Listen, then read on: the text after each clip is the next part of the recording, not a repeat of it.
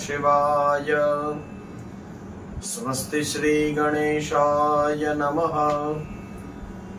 श्री सरस्वत्यै नमः। श्री गुरुभ्यो नमः। शंभु महेश करुणा मयशूलपाणे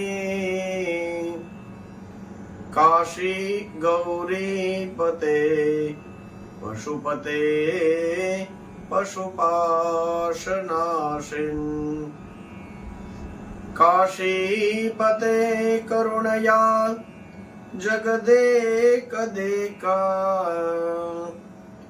स्त्वं हंसि पासि विदधासि महेश्वरोऽसि। त्वत्तो जगद्भवति देव भव स्मरारे त्वय्येव तिष्ठति जगन् मृडविश्वनाथ। त्वय्येव गच्छति लयं जगदेतदीशा लिंगात्मकम् अरचराचर विश्वरूपिन्। श्री सोमनाथ महादेव की जय। सद्गुरु भगवान की जय। ओम नमः पार्वती पतये हर हर महादेव हर। सौराष्ट्रे सोमनाथं च श्रीशैले मल्लिकार्जुनम् उज्जैन्यं महाकाल ओंकारं ममलेश्वर। परल्यां वैद्यनाथं च डाकिन्यां भीमशंकरं सेतुबन्धे तु रामेशं नागेशं दारुकावने। वाराणस्यां तु विश्वेशां त्र्यम्बकं गौतमी तटे।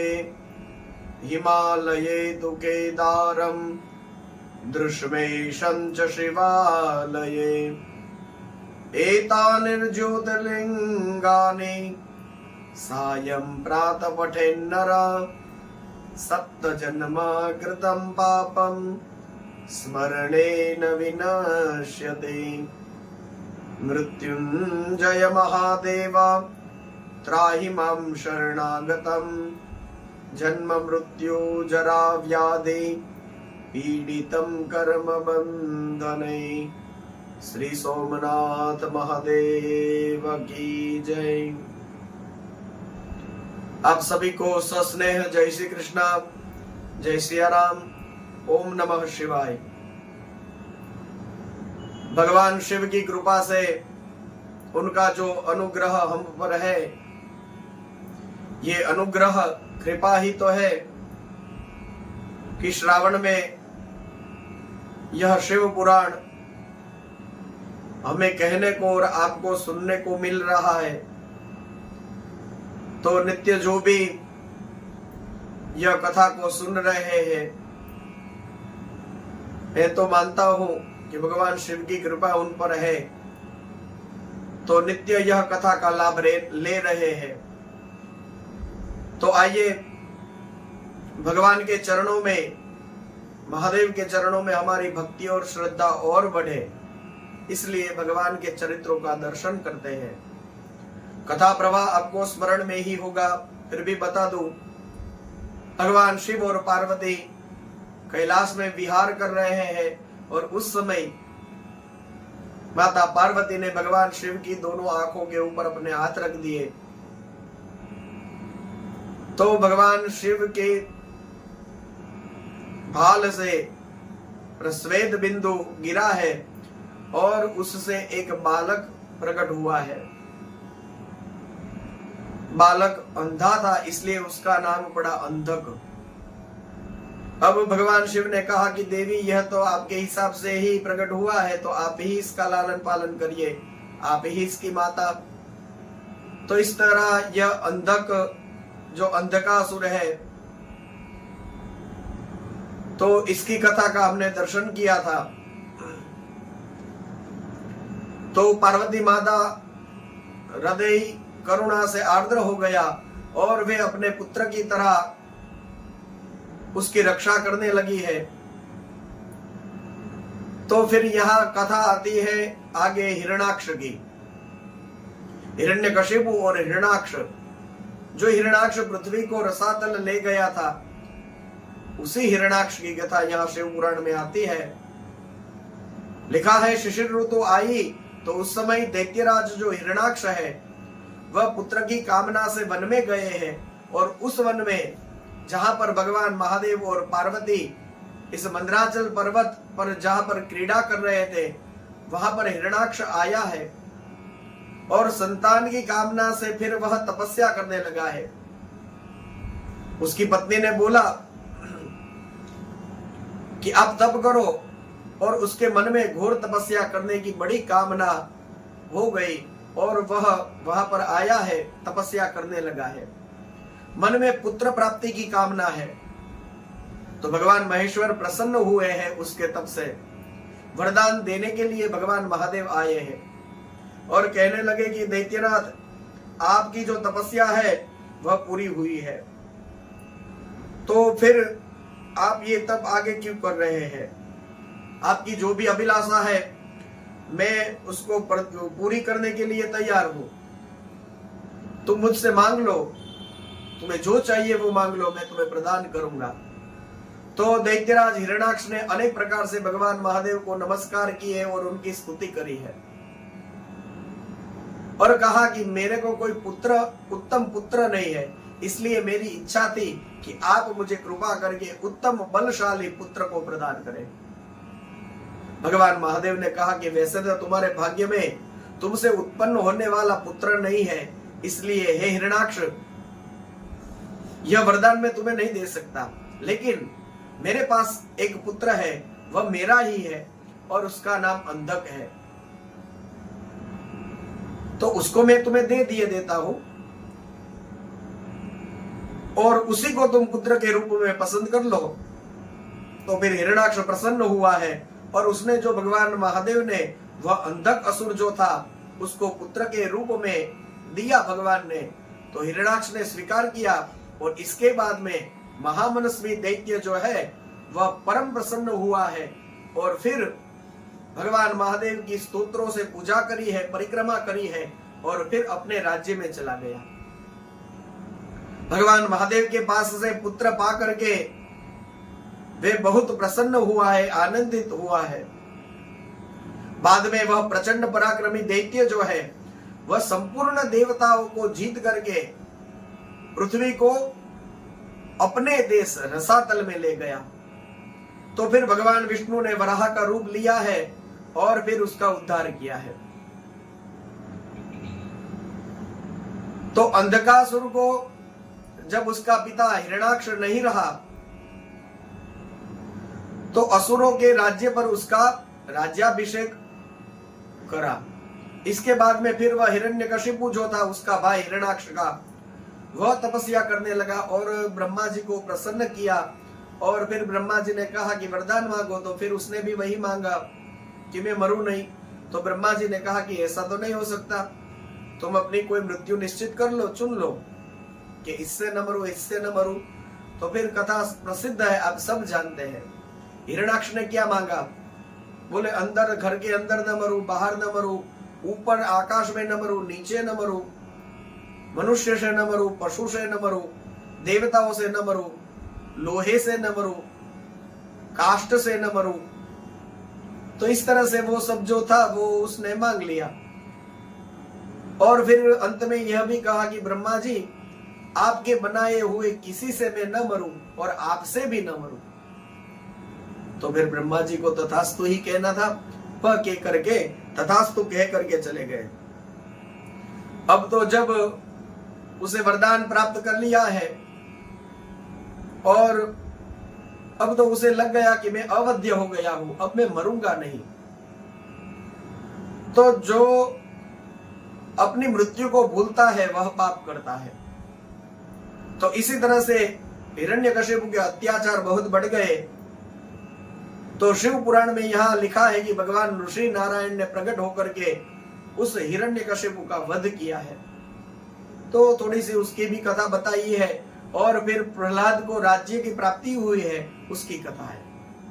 अब तो हिरण्याक्ष का पुत्र जो अंधक था वह अपने भाइयों के साथ विहार में संलग्न था। तो एक दिन उसके जो भाई थे उन सब लोगों ने कहा कि अब तो तुम्हें राज्य से क्या लेना देना, अब तो जो तुम्हारे पिता थे वो भी पिता रहे नहीं है, और हिरण्याक्ष भी जो तुम्हारा पिता था तो वे तो बड़े मूर्ख थे। उसने घोर तप करके शंकर जी को प्रसन्न करके तुम जैसे कुरूप विचित्र विचित्र शरीर वाले पुत्र की प्राप्ति करी है, और तुम जैसा अंधा बेटा, अब तुम तो अंध हो, इसलिए राज्य की प्राप्ति तो तुमको हो नहीं सकती। तो तुम ही सोचो ना कि फिर अब तुमको यह राज्य दे करके हम क्या करेंगे। और जो अपना बेटा नहीं है, मतलब शिव का पुत्र है, हिरण्याक्ष का पुत्र नहीं है, भगवान शिव ने उसको दिया है, तो जब तुम उनके बेटे हो ही नहीं तो तुमको यह राज्य कैसे मिलेगा। तो इस तरह से सब लोग कहने लगे और कहा कि यह राज्य जो है वह हमारा ही है, तुम यहां से चले जाओ। तो फिर जो सनत कुमार थे वह व्यास जी को कहते हुए कहते हैं कि हे व्यास जी, फिर अंधक तो बहुत दिन बन गया और अब वह निर्जन वन में चला गया और हजारों वर्षों तक घोर तपस्या करके अपने शरीर को क्रूश कर लिया। तो फिर भी भगवान प्रसन्न नहीं हुए, तो फिर अंत में उसने अपने शरीर को अग्नि में ही होम कर देना चाहा। जैसे ही अग्नि में अपने शरीर को डालने जा रहा है तब तो ब्रह्मा जी पधारे हैं, और ब्रह्मा जी ने कहा कि अब ज्यादा तपस्या करने की जरूरत नहीं है, जो चाहते हैं वो वरदान मांग लो। तो फिर वह दैत्य ने नम्रता पूर्वक ब्रह्मा जी को कहा है कि जिन निष्ठुरों ने मेरा राज्य ले लिया है उन सब दैत्य आदि सबको मैं मेरा नौकर बना दूं। आप मुझे ऐसा वरदान दे कि किसी भी प्राणी से मेरा मृत्यु न हो। इंद्र आदि सभी देवता मुझे कर चुकाने वाले बने, और यह सब जो दैत्य मेरे हैं उन सबको मैं देख लूंगा। और ब्रह्मा जी कहा कि बिल्कुल जो भी चाहते हो वह सब हो जाएगा, लेकिन मरना पड़ेगा।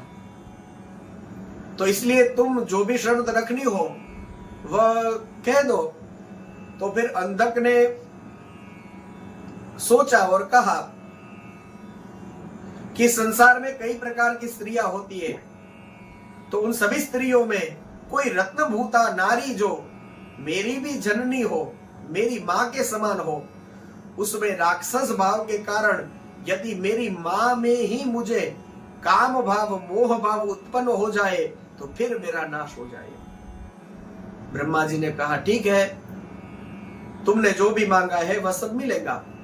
अब तो वह अंधक अपने नगर में आया है और वहां ब्रह्मा जी के वरदान के कारण इतना तेजस्वी लग रहा था, इतना ज्यादा वह प्रभावी लग रहा था कि सभी दानवों ने उसको सब राज्य दे दिया और सब उसके वशवर्ती नौकर बन गए।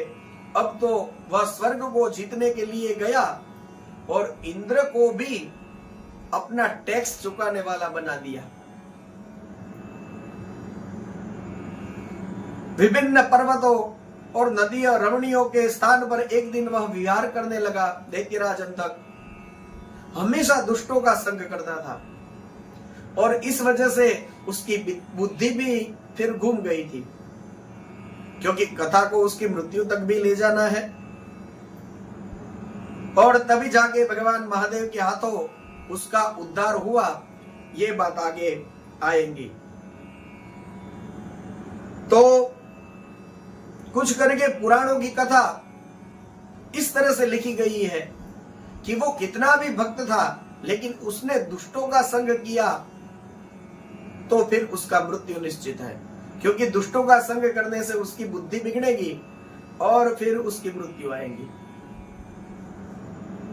तो हमको भी यह सीखना है, जैसे हमारा संग यदि दुष्टों का संग रहा तो वो दुष्टता और ही उन दुष्टों की जो दुष्टता है वो उनकी तरफ, दुष्टता की तरफ हमको खींचती है, खींच करके ले जाएगी। कितना ही बड़ा मनस्वी व्यक्ति क्यों ना हो, ये बहुत ध्यान में रखने जैसा है। मन कैसा है हमारा, श्रीमद् भागवत में बहुत अच्छा लिखा है। पकड़े हुए हिरण के ऊपर शिकारी कभी भी विश्वास नहीं करता है। एक बार हिरण को पकड़ ले तो फिर पकड़ने के बाद वो वैसे ही नहीं छोड़ देता कि अब तो ये मेरी पकड़ में आ गया है तो फिर मैं इसे मुक्त रखूं तो ये कहीं नहीं जाने वाला। ऐसा विश्वास कभी शिकारी नहीं करता, क्योंकि यदि शिकारी उस हिरण को छोड़ दे, उसके ऊपर विश्वास रखे, तो जैसे ही उस हिरण को मौका मिलेगा पहली ही छलांग लगाता है कि वह 10-12 फुट की होगी और फिर वे हाथ में नहीं आएगा। तो बिल्कुल शिकारी हिरण के ऊपर विश्वास नहीं करता, बिल्कुल भी भरोसा नहीं किया जा सकता। पकड़े हुए हिरण जैसे शिकारी उस पर भरोसा नहीं करता है, वैसे ही अपने पकड़े हुए मन पर भी भरोसा नहीं करना चाहिए। हमारा मन हमारे कितने भी कंट्रोल में हो, हम ये सोच ले कि नहीं नहीं हमसे ये नहीं होगा, हम तो ये कर ही नहीं सकते, तो ऐसा कभी भरोसा मत करना। मन ऐसा है, हिरण की तरह सीधी छलांग लगाएगा और फिर एक बार छूटा तो फिर हाथ में नहीं आएगा। और मन ऐसा है कि 1 सेकंड में अमेरिका बोलते ही अमेरिका पहुंच जाता है और चंद्र मंगल बुध गुरु बोलते ही उन ग्रहों पे भी चला जाता है। कनाडा बोलेंगे तो सीधा कनाडा मन पहुंच जाएगा। बिना पासपोर्ट और बिना वीजा के हमारा मन जो है ना वो हमें वर्ल्ड टूर करा देता है।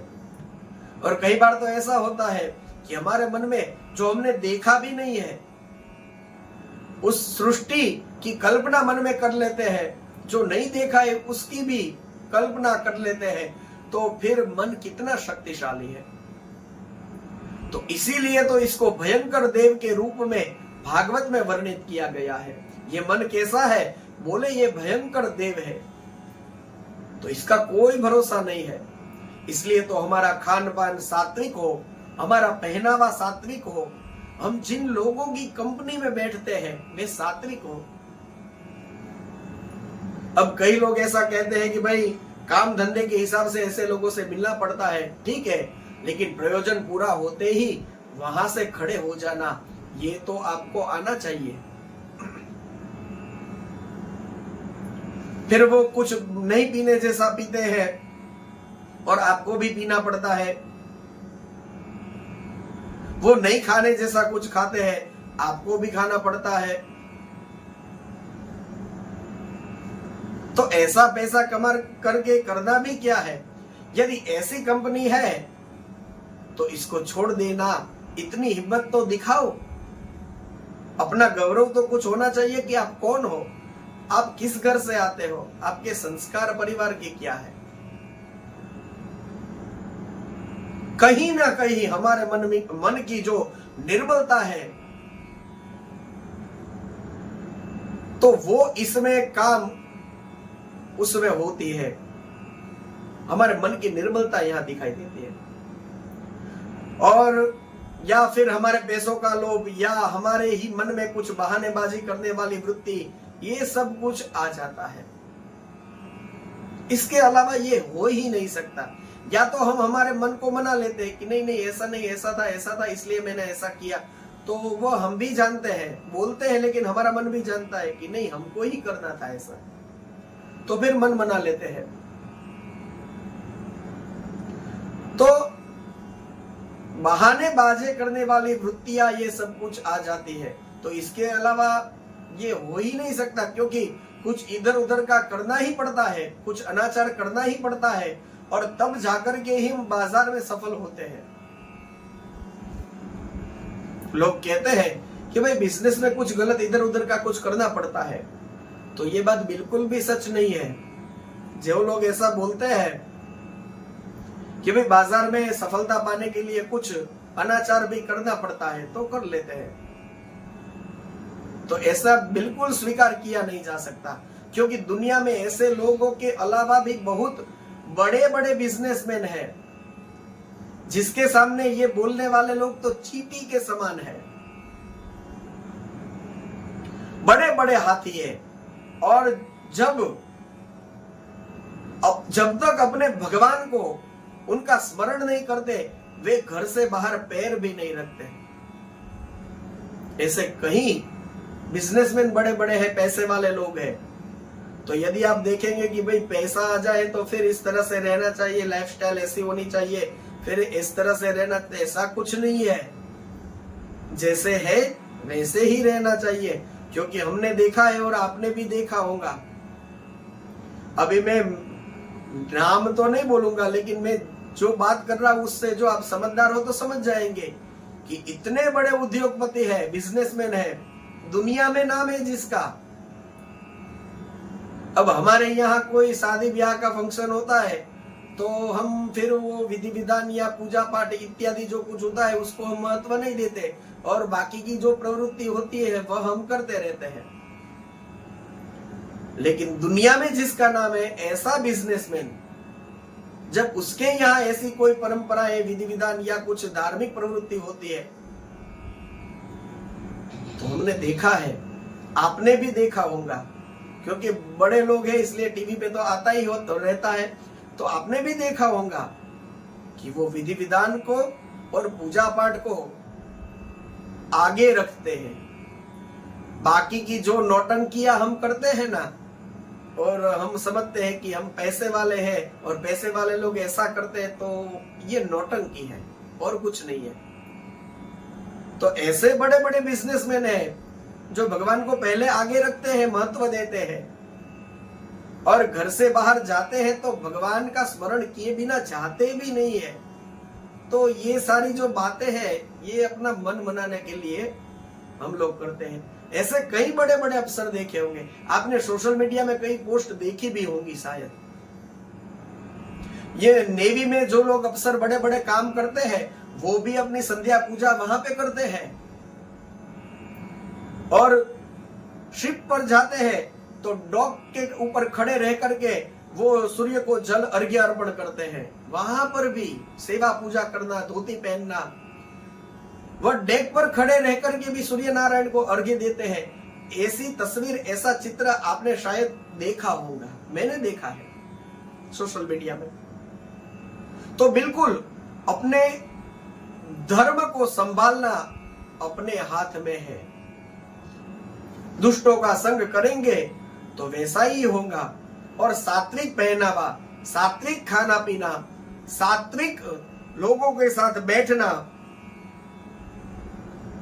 आपका जीवन जो है वह बहुत शांतिपूर्ण रहेगा। अब आप ही तय कर लीजिए, आपको शांति चाहिए या और कुछ करना है, आपके हाथ में है। तो जो अंधकासुर था, जो है वो धन के मद में वशीभूत हो गया और वेद देवता, ब्राह्मण, गुरु आदि को भी मानना उसने बंद कर दिया। व्यर्थ में ही उसके आयुष्य का जो बाकी भाग था उसको वह गंवाने लगा। उस दानव के 3 मंत्री थे, दुर्योधन, वैदस और हस्ती। एक समय उन तीनों ने उस पर्वत के किसी रमणीय स्थान पर एक परम रूपवती नारी को देखा है। तो फिर वो अंधक के पास जाते हैं और उसको कहने लगे, कहा कि हे दैत्येंद्र, उस गुफा के अंदर एक मुनि को हमने देखा, वह ध्यानस्थ थे और इस वजह से उनके नेत्र बंद है, बड़े रूपवान है, उनके मस्तक पर अर्धचंद्र कला अपनी शोभा बिखेर रही है और उसके कमर में गजेंद्र का चमड़ा बंधा हुआ है और बड़े बड़े नाग उसके पूरे शरीर के ऊपर चिपके हुए हैं। कंकालों की ही उसने माला धारण करी है और उसके हाथ में त्रिशूल है, एक विशाल धनुष और बाण, और ये सब उसके आसपास पड़े हैं। अक्षमाला स्पष्ट रूप में दिखाई दे रही है, उसकी 4 भुजाएं हैं, लंबी लंबी जटाएं हैं, खड्ग त्रिशूल आदि उसने धारण किए हुए हैं। उसकी आकृति अत्यंत गौर है, उसने भस्म का अनुलेप लगाया हुआ है और उत्कृष्ट तेज से सुशोभित हो रहे हैं। उस श्रेष्ठ तपस्वी का वेश ही अद्भुत है। और फिर कहा कि उस तपस्वी के पास में हमने एक शुभ लक्षणा नारी को भी देखा। वह नारी भूतल पर रत्न स्वरूपा है और उसका सब वर्णन यहाँ पे किया गया है। तो फिर मंत्रियों की बात सुन करके माता पार्वती पर ही वह अंधक मोहित हो गया। वह अंधक कामांध राक्षस विशाल सेना लेकर के चलने लगा है, पर वहां नंदीश्वर ने उसको रोका है और नंदीश्वर और अंधक का युद्ध हुआ है। ये सब कथा संक्षेप में हम देख लें। और फिर उसके बाद में नंदीश्वर के साथ युद्ध करने लगा है। नंदीश्वर भी एक बार घायल हो गए, तो भगवान महादेव वहां पर आए हैं। त्रिपुरारी शंकर ने अपने त्रिशूल से उसे बुरी तरह छेद दिया उसका शरीर, और फिर त्रिशूल की भोग उसके शरीर के अंदर भोग करके उसे खंभे के समान ऊपर उठा लिया। अब तो उसका जर्जर शरीर नीचे की ओर लटकने लगा है। सूर्य की किरणों ने उसे सुखाया, पवन के झोंकों ने और मेघों ने मुसलधार जल बरसा करके उसे गीला कर दिया। हिमखंड के समान शीतल चंद्रमा के किरणों ने उसे वशीर्ण कर दिया। फिर भी दैत्यराज ने अपने प्राणों का परित्याग नहीं किया और उसने विशेष रूप से शिव जी का स्तवन किया है। तब करुणा के अगाध सागर शंभु प्रसन्न हो गए और उन्होंने उसे प्रेम पूर्वक गणाध्यक्ष का पद प्रदान किया है। लोक बालों ने सार गर्भित सूत्र द्वारा शिव जी की अर्चना करी है और सब लोग प्रेम पूर्वक अपने अपने धाम को लौट गए हैं। इसके बाद के अध्याय वाले में नंदीश्वर द्वारा उस युद्ध में जो शुक्राचार्य का अपहरण हुआ था और भगवान महादेव के द्वारा उसको निगल जाना और 100 वर्ष तक भगवान महादेव के पेट में रख करके शुक्र का शिवलिंग के रास्ते बाहर निकलना और भगवान महादेव द्वारा उस शुक्र ऐसा नाम रखना जाना और शुक्र द्वारा जो जपा गया था मृत्युंजय मंत्र, उसका यहाँ पर वर्णन किया गया है। तो अंधकासुर भय से मुक्त हुआ, तो कैसे? शिव जी के अष्टोत्तर शतनाम स्तोत्र का यह वर्णन किया गया है। अष्टोत्तर शत मतलब अष्ट मतलब 8, शत मतलब 100। 108 भगवान शिव के नाम है, ऐसा स्तोत्र यहाँ पे उसका वर्णन किया गया है। यदि आपके पास शिव पुराण हो तो उसमें जरा दर्शन आप भी करिएगा। भगवान महादेव ने अंधक को, जो अपने पार्षद के रूप में है, गणाध्यक्ष के रूप में है, स्वीकार किया। उसका यह पर कथा प्रसंग का वर्णन हुआ है। इसके बाद में शुक्राचार्य जो भृगुनंदन है, उन्होंने वाराणसी पुरी में जाकर के प्रभावशाली विश्वनाथ का ध्यान करते हुए बहुत समय तक तपस्या करी थी। उसका वर्णन यहाँ पे आता है। तपस्या करते करते कई हजार वर्ष उनके बीत गए हैं। भगवान महेश्वर उन पर प्रसन्न हुए, कहा है कि हे महाभाग भृगुनंदन, आप तो तपस्या के निधि है, मैं आपके ऊपर विशेष प्रसन्न हूं क्योंकि आपने बहुत तपस्या करी है, आप वरदान मांग ले। तो शुक्राचार्य अत्यंत प्रसन्न हो गए हैं और यहाँ शिव पुराण में अष्टमूर्ति वरदायक शिव की स्तुति आती है। यह दिव्य स्तोत्र केवल 9 श्लोकों का है। और उसके बाद में फिर महादेव जी ने शुक्राचार्य जी को कहा कि मैं तो आपको पुत्र के रूप में देखता हूं, मेरे पास ऐसी कुछ भी कोई भी वस्तु नहीं है जो मैं आपको न दे सकूं, इसलिए हे महासुचे, मेरे पास जो मृत संजीवनी नाम की निर्मल विद्या है वह मैं आपको दूंगा। शुक्राचार्य जी के पास जो निर्मल मृत संजीवनी नाम की विद्या है, जिससे वे दैत्यों को जो मर गए हैं, ऐसे दैत्यों को भी फिर से जिंदा कर देते हैं, वही मृत संजीवनी है। वह भगवान महादेव की कृपा से कई हजारों वर्ष की तपस्या करने के कारण प्रसन्न हुए भगवान महादेव ने उनको वो प्राप्त हुई है। तो कह रहे हैं महादेव जी कि वह जो विद्या है वह मैं आज आपको दूंगा। यह कह करके महादेव जी वहीं पर एक शिवलिंग था, उसमें समा गए और शुक्राचार्य भी प्रसन्न मन से अपने धाम को, उस विद्या को ग्रहण करके चले गए हैं। अब तो भगवान महादेव के और भक्त हुए, उनकी कथा है। बाणासुर ने बड़ी तपस्या करी थी और भगवान महादेव के द्वारा वरदान की प्राप्ति हुई। जब भगवान महादेव ने उसको कहा कि तुम्हें क्या चाहिए, तो उस समय शिवगण और पुत्र सहित भगवान महादेव अपने ही नगर में शोणितपुर में निवास करे, इस प्रकार का बाणासुर ने वरदान मांगा। तो उस वजह से फिर भगवान महादेव उसके बाणासुर के नगर में रहने के लिए आ गए। बाणासुर की एक पुत्री थी, उसका नाम था उषा। उषा ने स्वप्न द्वारा उषा और अनिरुद्ध का मिलन हुआ है। उषा की सखी चित्रलेखा को जो जैसे ही पता चला कि उषा का मन अनिरुद्ध में लगा है, तो चित्रलेखा द्वारका जा करके अनिरुद्ध का अपहरण करके ले आई। अब तो बाणासुर के द्वारा अनिरुद्ध का जैसे ही पता चला, तो बाणासुर ने अनिरुद्ध का बंधन किया है, नागपाश से उसका बंधन किया है। तो यहां पर भी एक छोटी सी स्तुति आती है। अनिरुद्ध ने दुर्गा जी का स्मरण किया है और दुर्गा जी के स्तवन से अनिरुद्ध बंधन मुक्त हुए हैं। वहां पे नारद जी द्वारका जी गए हैं और जाकर के भगवान श्री कृष्ण को सब समाचार दिए हैं और भगवान श्री कृष्ण शोणितपुर पर चढ़ाई करते हैं। अब वहां पर क्योंकि बाणासुर के नगर के रक्षक के रूप में शिव जी हैं और वहां पर अनिरुद्ध को छुड़ाने के लिए श्री कृष्ण परमात्मा आते हैं, तो श्री कृष्ण और शिव जी के बीच में युद्ध हो गया, घोर युद्ध हुआ है। बाणासुर की सेना का उद्धार किया है श्री कृष्ण ने और भगवान महादेव की आज्ञा से ही श्री कृष्ण ने शिव जी को जम्बरास्त्र के द्वारा मोहित कर दिया और बाणासुर की सेना का संहार कर दिया। इसके बाद में तो फिर श्री कृष्ण बाणासुर को ही मारने वाले थे, उसकी भुजाओं को काटने वाले थे। जैसे ही श्री कृष्ण भगवान उस बाणासुर को मारने के लिए आगे बढ़े, तो शिव जी ने उनके पास आकर के श्री कृष्ण को रोका है और समझाते हैं। इसके बाद में श्री कृष्ण अपने परिवार सहित चले गए द्वारका जी और इसके बाद में फिर नंदीश्वर ने बाणासुर को समझाया कि देखो भगवान महादेव यहाँ थे तो तुम जिंदा बचे हो, नहीं तो श्री कृष्ण का चक्र किसी को छोड़ता नहीं है।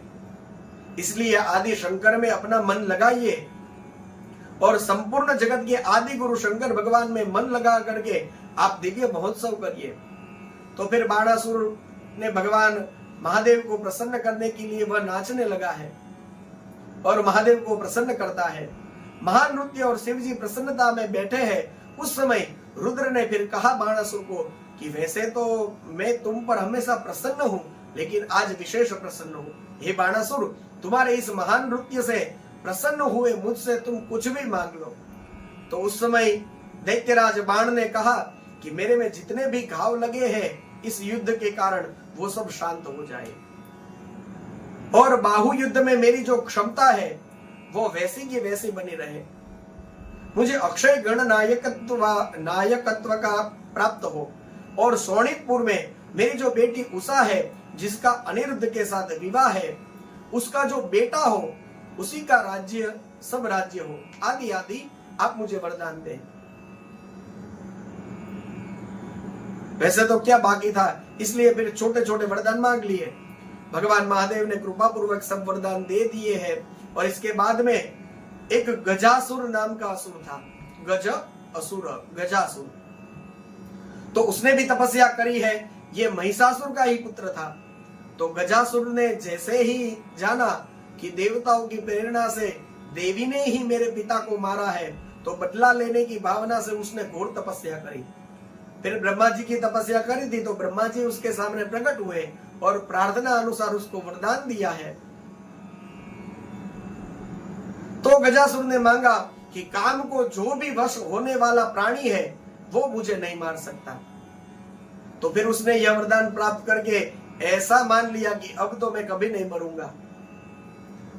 वो महाबली, सर्व से अजय, वो सबको सताने लगा, क्योंकि असुर तो मैंने कहा अंत में यही करते हैं।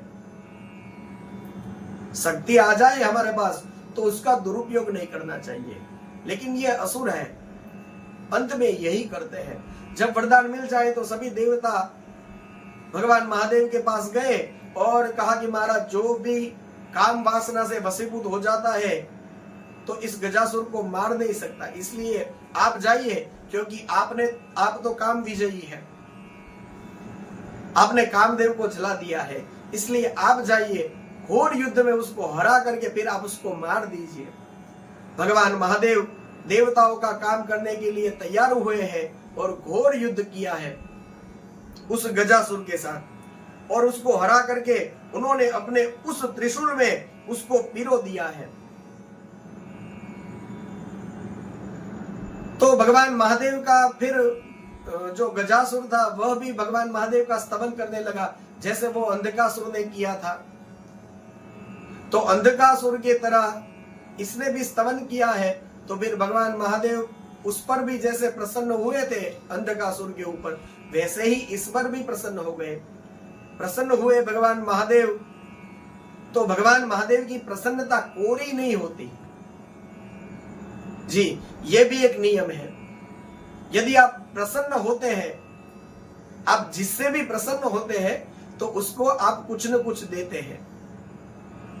अभी एक पंडित जी कहीं पूजा पाठ करने गए थे यजमान के यहाँ, पूजा पाठ संपन्न हुई तो यजमान बहुत प्रसन्न हुए और कहने लगी कि वाह पंडित जी, क्या आप विद्वान हैं, आपने बहुत अच्छी पूजा करवाई, हम तो बड़े खुश हो गए, हम तो बड़े प्रसन्न हो गए। बोलता ही गया। अब पंडित जी सोच रहे थे कि ये बोल रहा है कि खुश हुआ हूँ, प्रसन्न हुआ हूँ, लेकिन कुछ लगता नहीं, क्योंकि यदि प्रसन्न होता तो सीधा उसका हाथ उसकी जेब में जाता।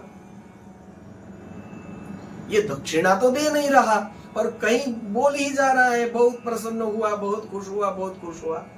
तो जी बात ऐसी है कि आप प्रसन्न हुए हैं तो सामने वाले व्यक्ति को आप कुछ न कुछ देते हैं, तभी आप प्रसन्न हुए हैं या खुश हुए हैं। अब ये कोई दक्षिणा या धन की बात तो ठीक है, मैंने एक उदाहरण दे दिया, लेकिन आप प्रसन्न हुए तो प्रसन्नता कोरी नहीं होनी चाहिए। यदि आप सामने वाले व्यक्ति से खुश हुए हैं तो कम से कम एक स्माइल ही दे दीजिए। जब व्यक्ति कुछ देता है तब खरे अर्थ में वह खुश हुआ होता है। कुछ नहीं तो इतना तो देना चाहिए। कुछ न कुछ जब आप देते हैं, जब आप लुटाते हैं, जब आप अपने में से कुछ कम करते हैं, तभी समझिए कि आप खुश हुए हैं। यह नियम है।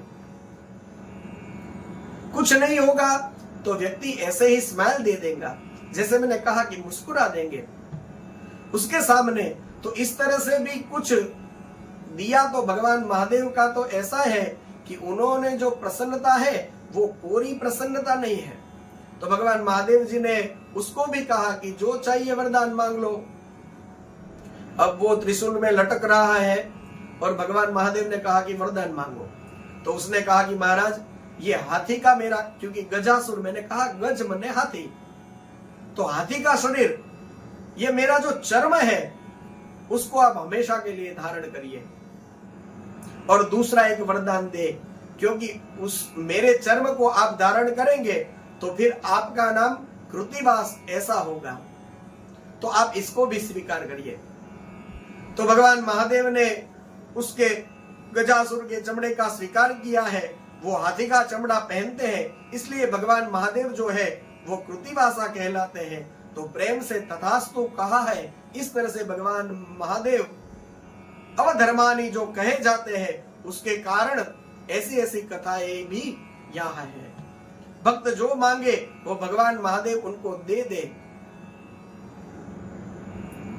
कहा कि ठीक है, तुम्हारा यह जो शरीर है, ईश्वर स्वयं भगवान महादेव उसको कहा कि हे दानवराज, तुम्हारा जो यह पावन शरीर है वह मेरे इस मुक्ति साधक क्षेत्र काशी में मेरे लिंग के रूप में वहां स्थित हो जाए और उस शिवलिंगम का नाम कृतिवासेश्वर होगा। तो भगवान महादेव की ऐसी दिव्य कथा, उन्होंने गजासुर का वो जो चमड़ा था उसको ओढ़ लिया है और वहां पर भी फिर दिव्य उत्सव मनाया गया है। इसके बाद में एक दुंदुभी निरराध नाम का एक दैत्य था, वो ब्राह्मणों को मारने लगा। ब्राह्मणों का जो महान स्थान, प्रधान स्थान था वाराणसी, तो वो वहां पर पहुंच गया और वहां पर भी वो ब्राह्मणों को बड़ा ही परेशान करने लगा। तो कहते हैं एक बार शिवरात्रि का अवसर था, एक भक्त अपनी पर्णशाला में बैठा हुआ भगवान महादेव की पूजा करके ध्यानस्थ होकर के बैठा था।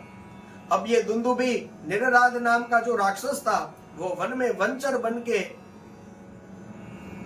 कोई भी व्यक्ति संविदा लेने के लिए वन में जाता तो वनचर बन के वो ब्राह्मणों को खा जाता। यदि कोई ब्राह्मण जल में स्नान करने के लिए उतरता तो वो जलचर बन के ब्राह्मणों को खा जाता। रात में बाघ बन करके सोए हुए ब्राह्मणों को खा जाता। इस तरह से बहुत ज्यादा अत्याचार कर रहा था। तो ये भक्त जब पर्णशाला में बैठ करके भगवान शिव की पूजा करके ध्यान कर रहा था तो वहां पर वो बाघ बन करके गया है और उसको खाने की चेष्टा करने लगा। तब तक तो भगवान महादेव वहीं पर प्रकट हो गए और उसको अपनी बगल में दबा करके इतनी जोर से उसके मस्तक के ऊपर एक मुष्टिका का प्रहार किया है, उसका प्राण पक्षी रूप उड़ गया और वह मृत्यु का ग्रास बन गया।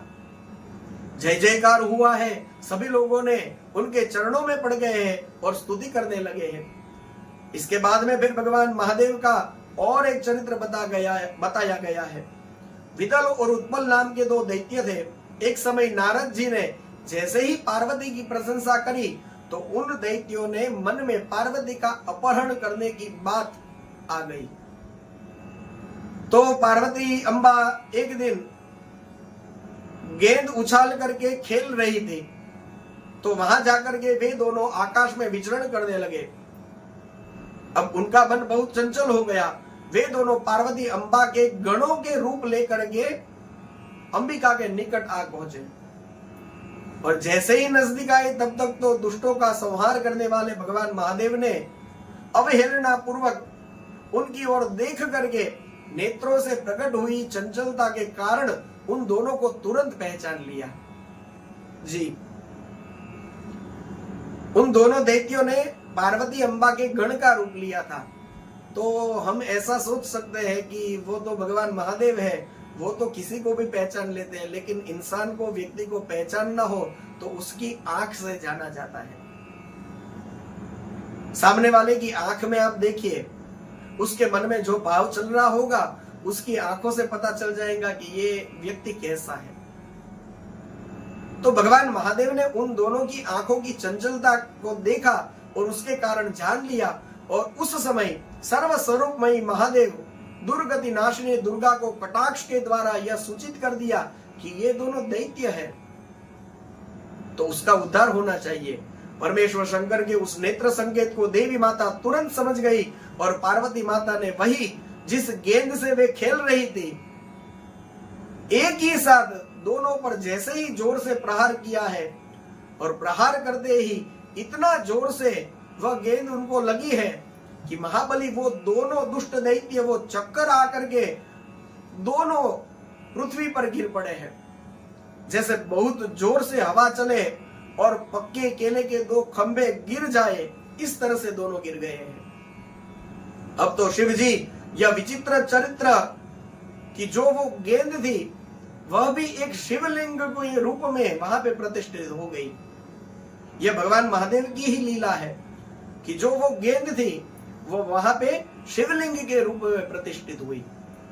तो इसी कारण उसका नाम हो गया कंदुकेश्वर। तो भगवान महादेव के ऐसे दिव्य दिव्य चरित्र है और इस तरह से रुद्र संहिता का जो पूरा वर्णन है वह आपके सामने किया गया।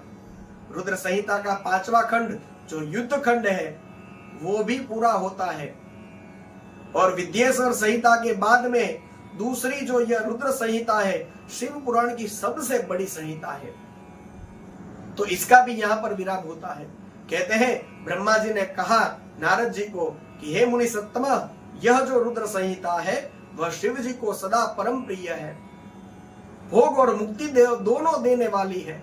यह संहिता इसको जो भी श्रवण करता है मतलब सुनता है, इन सब को यह भोग और मोक्ष दोनों प्राप्त होते हैं।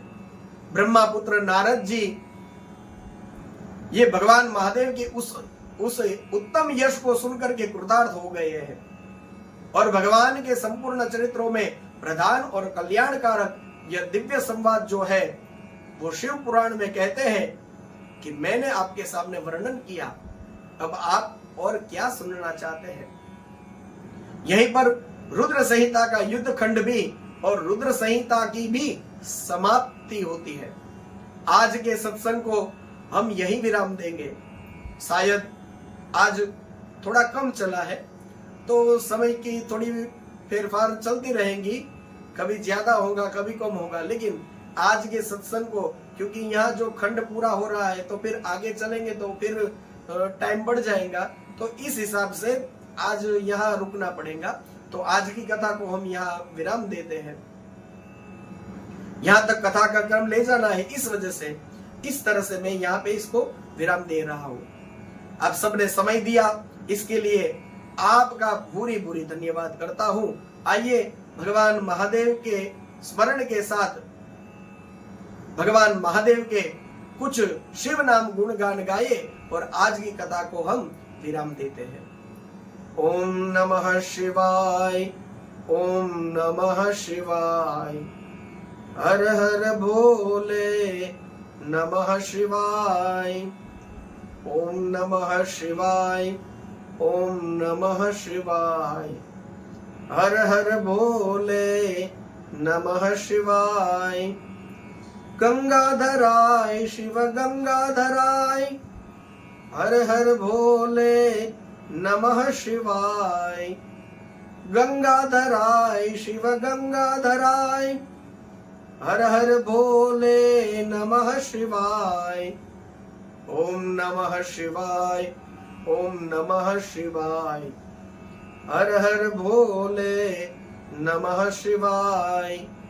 ओम नमः शिवाय, ओम नमः शिवाय, हर हर भोले, नमः शिवाय। श्री सोमनाथ महादेव की जय, सद्गुरु भगवान की जय। ओम नमः पार्वती पतये, हर हर महादेव।